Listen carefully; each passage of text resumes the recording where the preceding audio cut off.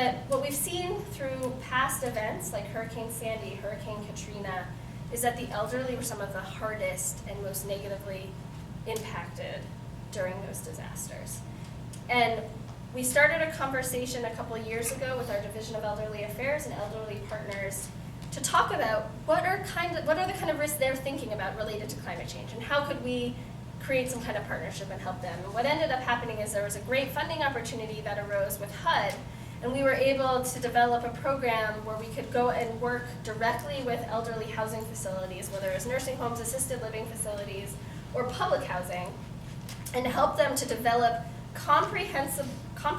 but very usable emergency preparedness plans that help them to shelter their residents in place during a disaster, rather than having to evacuate them because they don't have those plans and resources in place. Evacuation is one of